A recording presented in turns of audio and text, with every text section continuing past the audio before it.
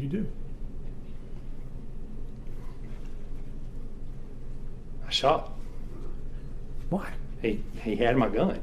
He struck me. It was obvious that he was. It was obvious that he was attacking me. That if he would have got the shotgun from me, then it was this is a life or death situation, and I'm going to have to stop him from doing this. So I shot. Did he stop when you shot? He did not. No, he did not. Can you remember everything, every hand, every movement? Can you remember those things? No, I know that I was. I know that I got hit, and I know that I was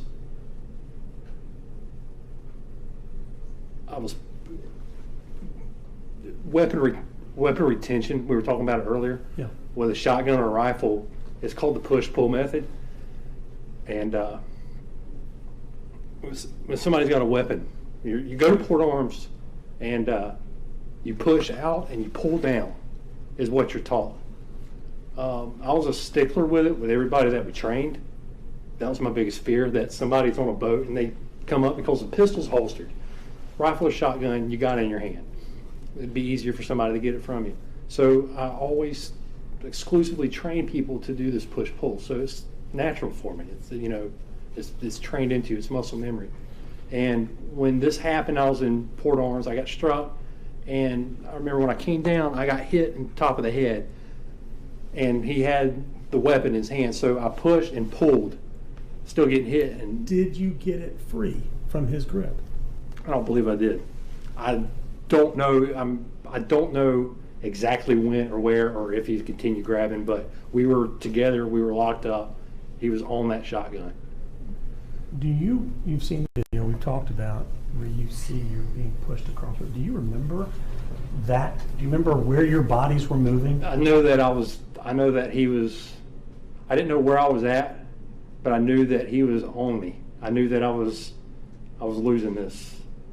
I knew that if I was getting tripped, if I would have tripped, or if he would have got a lucky strike on my head, or if I would have lost that grip on that shotgun, that I would have been shot, or I'd have been in serious trouble at that point. I knew that he was overpowering me, but I didn't know which direction or what mechanics he was doing to overpower me. At that time, did you remember how many times you shot the gun? No, I didn't. I thought I shot twice.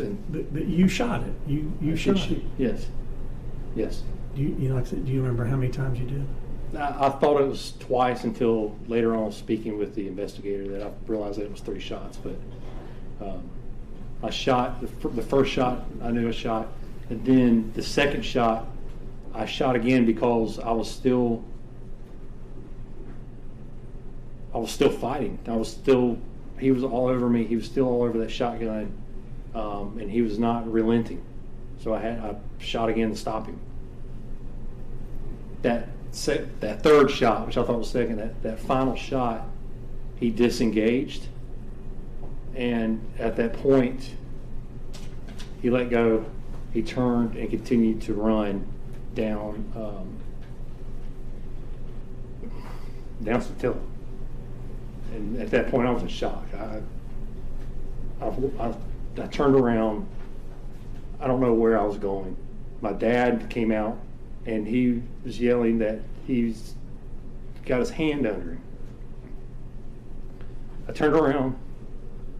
We got over there and pulled his hand out from under him and realized that he was deceased. And I looked up, and the police were right there. I stood up, realized that that I got a gun here, and that he's passed away. The police are on scene, so I walked over to the side and put my shotgun down. After that, it was a blur. It was shocking. It was a blur.